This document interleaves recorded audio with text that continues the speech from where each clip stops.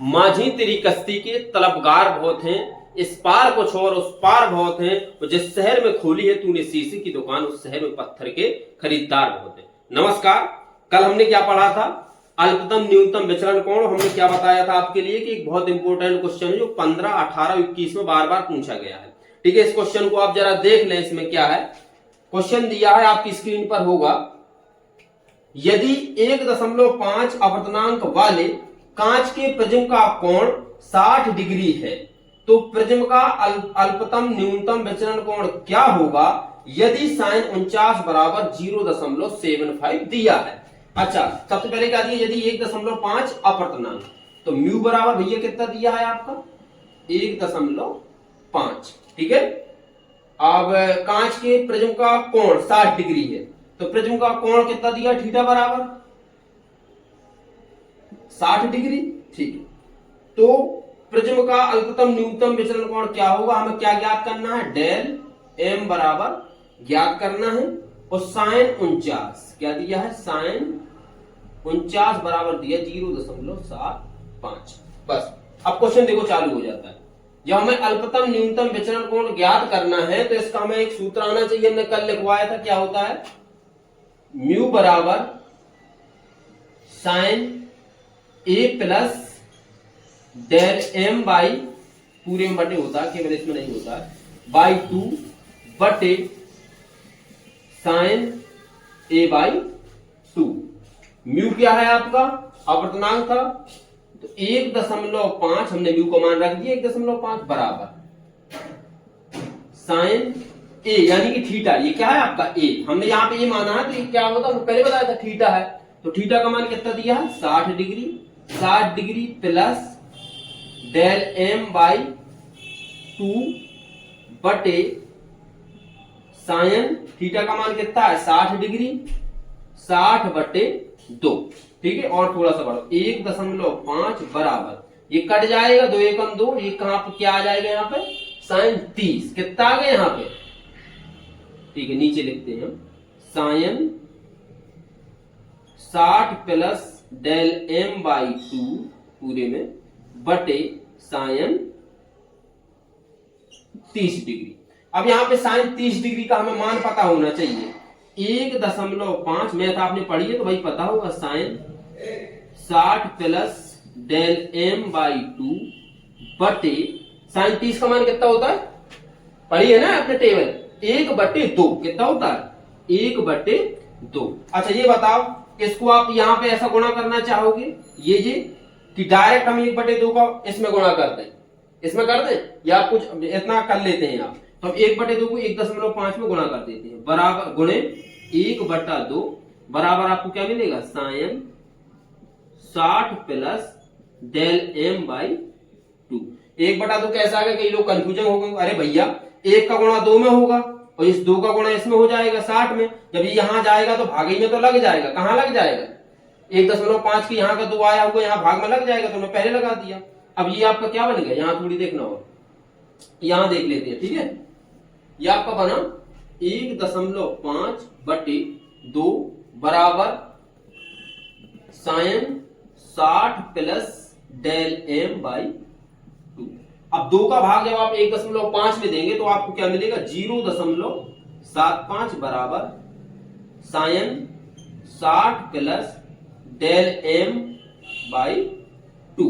अब देखो यहाँ पे 0.75 मिला, 0.75 की वैल्यू कितनी दी है इसने? साइन 49। कितनी दी है? साइन 49। तो साइन 49 बराबर sine 60 plus del m by 2। वहां सब दिखाई दे रहा है? ठीक। अब देखो 2 का गुणा कहां हो जाएगा भैया? इसमें। यदि यहां बटे 1 मान ले, इसका गुणा इसमें हो जाएगा, तो ये क्या हो जाएगा? साइन 49 दूनी 98 बराबर साइन 60 प्लस डेल एम। देखो ये साइन है, ये साइन है, ये काय का मान है? थीटा का मान है। ये भी थीटा है और ये भी थीटा है, तो आपस में थीटा को बराबर कर लेते हैं हम। ठीक है, साइन साइन खत्म हो गए, तो 98 बराबर 60 प्लस डेल एम। तो डेल एम बराबर कितना हो जाएगा आपका? 98 माइनस 60। तो आपका डेल एम बराबर क्या मिला? डेल एम बराबर अरे भाई 98 में से 98 में से 60 चले जाए कितना मिलेगा? 90 में से 60 गई 30, 8 बचा 38 डिग्री। कितना मिला? 38 डिग्री। तो जो अल्पतम न्यूनतम विचलन कोण है ये आपका कितना होगा? 38 डिग्री। ठीक है, तो ये था आपका एक सवाल, बहुत इंपॉर्टेंट सवाल है, उसको ध्यान से जरूर देख लो एक बार, बहुत इंपॉर्टेंट है, मुझे बार बार बता दिया। ठीक है, अब देखो मार साहब थोड़ा सा आपके लिए कुछ बोलना चाहे, मार साहब थोड़ी आप बता दो बच्चन के, आ जाओ बता दो। Hello dear student, I am here with my best friend Mr. Anil sir, and he is a fantastic teacher of PCM. PCM means physics, chemistry and math, and he is really working hard for all of you. I have witnessed.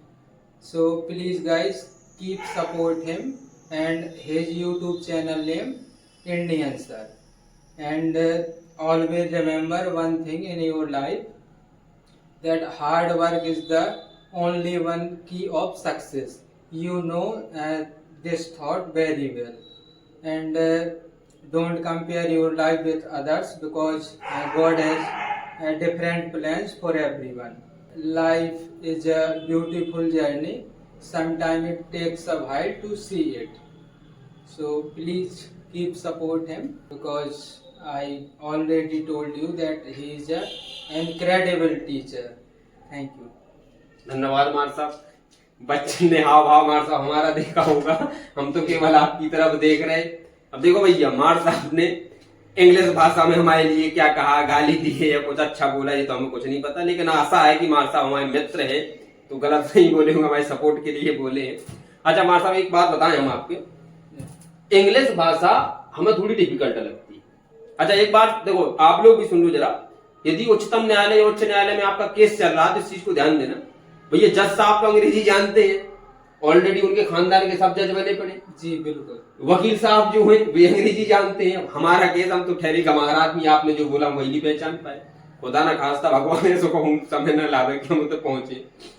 अब देखो जज सुन रहा है, वकील बोल रहा है, अब दोनों का आपस में बात हो रही है हमारे संबंध में, तो हम दोनों का चेहरा देख रहे हैं, क्या सही बोल रहे हैं।